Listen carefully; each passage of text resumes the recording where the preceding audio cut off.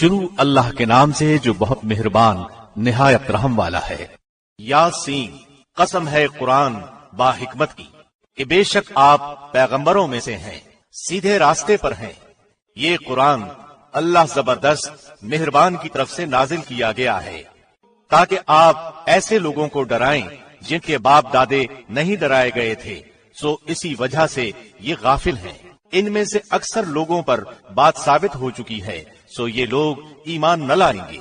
ہم نے ان کی گردنوں میں توق ڈال دیے ہیں، پھر وہ ٹھوڑیوں تک ہیں جس سے ان کے سر اوپر کو الٹ گئے ہیں، اور ہم نے ایک آڑ ان کے سامنے کر دی اور ایک آڑ ان کے پیچھے کر دی جس سے ہم نے ان کو ڈھانک دیا، وہ نہیں دیکھ سکتے۔ اور آپ ان کو ڈرائیں یا نہ ڈرائیں دونوں برابر ہیں، یہ ایمان نہیں لائیں گے۔ بس آپ تو صرف ایسے شخص کو ڈرا سکتے ہیں جو نصیحت پر چلے اور رحمان سے بن دیکھے ڈرے، سو آپ اس کو مغفرت اور باوقار اجر کی خوشخبریاں سنا دیجئے۔ بے شک ہم مردوں کو زندہ کریں گے اور ہم لکھتے جاتے ہیں وہ اعمال بھی جن کو لوگ آگے بھیجتے ہیں اور ان کے وہ اعمال بھی جن کو پیچھے چھوڑ جاتے ہیں، اور ہم نے ہر چیز کو ایک واضح کتاب میں ضبط کر رکھا ہے۔ اور آپ ان کے سامنے ایک مثال یعنی ایک بستی والوں کا قصہ بیان کیجئے، جبکہ اس بستی میں کئی رسول آئے۔ جب ہم نے ان کے پاس 2 کو بھیجا سو ان لوگوں نے اول دونوں کو جھٹلایا، پھر ہم نے تیسرے سے تائید کی سو ان تینوں نے کہا کہ ہم تمہارے پاس بھیجے گئے ہیں۔ ان لوگوں نے کہا کہ تم تو ہماری طرح معمولی آدمی ہو اور رحمان نے کوئی چیز نازل نہیں کی، تم نرا جھوٹ بولتے ہو۔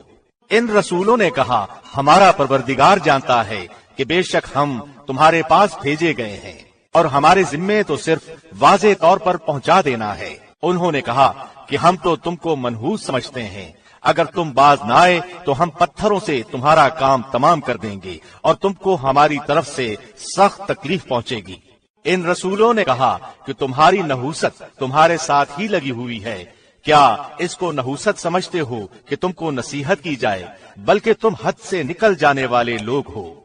اور ایک شخص اس شہر کے آخری حصے سے دوڑتا ہوا آیا، کہنے لگا کہ اے میری قوم، ان رسولوں کی راہ پر چلو، ایسے لوگوں کی راہ پر چلو جو تم سے کوئی معاوضہ نہیں مانگتے اور وہ راہ راست پر ہیں۔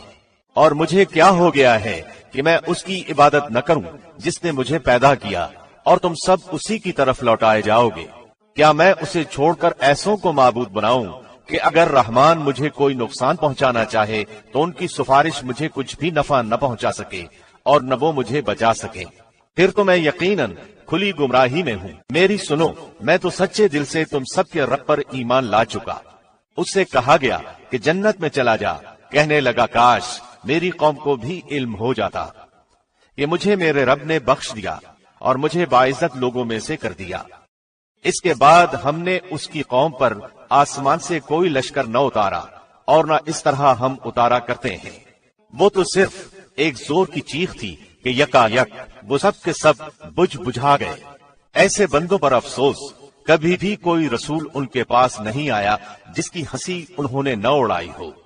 کیا انہوں نے نہیں دیکھا کہ ان سے پہلے بہت سی قوموں کو ہم نے غارت کر دیا کہ وہ ان کی طرف لوٹ کر نہیں آئیں گے، اور نہیں ہے کوئی جماعت مگر یہ کہ وہ جمع ہو کر ہمارے سامنے حاضر کی جائے گی، اور ان کے لیے ایک نشانی خشک زمین ہے جس کو ہم نے زندہ کر دیا اور اس سے غلہ نکالا جس میں سے وہ کھاتے ہیں، اور ہم نے اس میں کھجوروں کے اور انگور کے باغات پیدا کر دیے، اور جن میں ہم نے چشمے بھی جاری کر دیے ہیں تاکہ لوگ اس کے پھل کھائیں، اور اس کو ان کے ہاتھوں نے نہیں بنایا، پھر کیوں شکر گزاری نہیں کرتے؟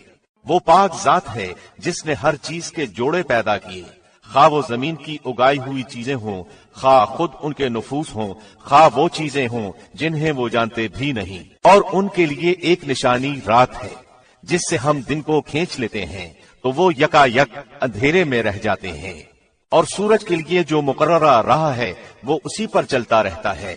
یہ ہے اندازہ ٹھہرایا ہوا غالب با علم اللہ کا۔ اور چاند کی ہم نے منزلیں مقرر کر رکھی ہیں یہاں تک کہ وہ لوٹ کر پرانی ٹہنی کی طرح ہو جاتا ہے۔ نہ آفتاب کی یہ مجال ہے کہ چاند کو پکڑے، اور نہ رات دن پر آگے بڑھ جانے والی ہے، اور سب کے سب آسمان میں تیرتے پھرتے ہیں۔ اور ان کے لیے ایک نشانی یہ بھی ہے کہ ہم نے ان کی نسل کو بھری ہوئی کشتی میں سوار کیا اور ان کے لیے اسی جیسی اور چیزیں پیدا کی جن پر وہ سوار ہوتے ہیں، اور اگر ہم چاہتے تو انہیں ڈبو دیتے، پھر نہ تو کوئی ان کا فریاد رس ہوتا نہ وہ بچائے جاتے، لیکن ہم اپنی طرف سے رحمت کرتے ہیں اور ایک مدت تک کے لیے انہیں فائدے دے رہے ہیں۔ اور ان سے جب کبھی کہا جاتا ہے کہ اگلے پچھلے گناہوں سے بچو تاکہ تم پر رحم کیا جائے، اور ان کے پاس تو ان کے رب کی نشانیوں میں سے کوئی نشانی ایسی نہیں آتی جس سے وہ بے رخی نہ برتتے ہوں، اور ان سے جب کہا جاتا ہے کہ اللہ کے دیے ہوئے میں سے کچھ دو تو وہ کفار ایمان والوں کو جواب دیتے ہیں کہ ہم انہیں کیوں کھلائیں جنہیں اگر اللہ چاہتا تو خود کھلا پلا دیتا، تو تم تو ہو ہی کھلی گمراہی میں۔ وہ کہتے ہیں کہ یہ وعدہ کب ہوگا، سچے ہو تو بتلاؤ۔ انہیں صرف ایک سخت چیخ کا انتظار ہے جو انہیں آ پکڑے گی، اور یہ باہم لڑائی جھگڑے ہی میں ہوں گے۔ اس وقت نہ تو یہ وصیت کر سکیں گے اور نہ اپنے اہل کی طرف لوٹ سکیں گے، تو سور کے پھونکے جاتے ہی سب کے سب اپنی قبروں سے اپنے پروردگار کی طرف تیز تیز چلنے لگیں گے، کہیں گے ہائے ہائے، ہمیں ہماری خوابگاہوں سے کس نے اٹھا دیا۔ یہی ہے جس کا وعدہ رحمان نے دیا تھا اور رسولوں نے سچ سچ کہہ دیا تھا۔ یہ نہیں ہے مگر ایک تند آواز کہ یکا یک سارے کے سارے جمع ہو کر ہمارے سامنے حاضر کر دیے جائیں گے۔ پس آج کسی شخص پر کچھ بھی ظلم نہ کیا جائے گا، اور تمہیں نہیں بدلہ دیا جائے گا مگر صرف انہی کاموں کا جو تم کیا کرتے تھے۔ جنتی لوگ آج کے دن اپنے دلچسپ مشغلوں میں حشاش بشاش ہیں۔ وہ اور ان کی بیویاں سایوں میں مسحریوں پر تکیہ لگائے بیٹھے ہوں گے۔ ان کے لیے جنت میں ہر قسم کے میوے ہوں گے اور بھی جو کچھ وہ طلب کریں۔ مہربان پروردگار کی طرف سے انہیں سلام کہا جائے گا۔ اے گنہگارو، آج تم الگ ہو جاؤ۔ اے اولاد آدم، کیا میں نے تم سے قول قرار نہیں لیا تھا کہ تم شیطان کی عبادت نہ کرنا؟ وہ تو تمہارا کھلا دشمن ہے، اور میری ہی عبادت کرنا سیدھی راہ یہی ہے۔ شیطان نے تو تم میں سے بہت ساری مخلوق کو بہکا دیا، کیا تم عقل نہیں رکھتے؟ یہی وہ دوزخ ہے جس کا تمہیں وعدہ دیا جاتا تھا۔ اپنے کفر کا بدلہ پانے کے لیے آج اس میں داخل ہو جاؤ۔ ہم آج کے دن ان کے منہ پر مہریں لگا دیں گے اور ان کے ہاتھ ہم سے باتیں کریں گے اور ان کے پاؤں گواہیاں دیں گے ان کاموں کی جو وہ کرتے تھے۔ اگر ہم چاہتے تو ان کی آنکھیں بے نور کر دیتے، پھر یہ رستے کی طرف دوڑتے پھرتے، لیکن انہیں کیسے دکھائی دیتا؟ اور اگر ہم چاہتے تو ان کی جگہ ہی پر ان کی صورتیں مسخ کر دیتے، پھر نہ وہ چل پھر سکتے اور نہ لوٹ سکتے۔ اور جسے ہم بوڑھا کرتے ہیں اسے پیدائشی حالت کی طرف پھر الٹا کر دیتے ہیں، کیا پھر بھی وہ نہیں سمجھتے؟ نہ تو ہم نے اس پیغمبر کو شعر سکھائے اور نہ یہ اس کے لائق ہے، وہ تو صرف نصیحت اور واضح قرآن ہے، تاکہ وہ ہر اس شخص کو آگاہ کر دے جو زندہ ہے اور کافروں پر حجت ثابت ہو جائے۔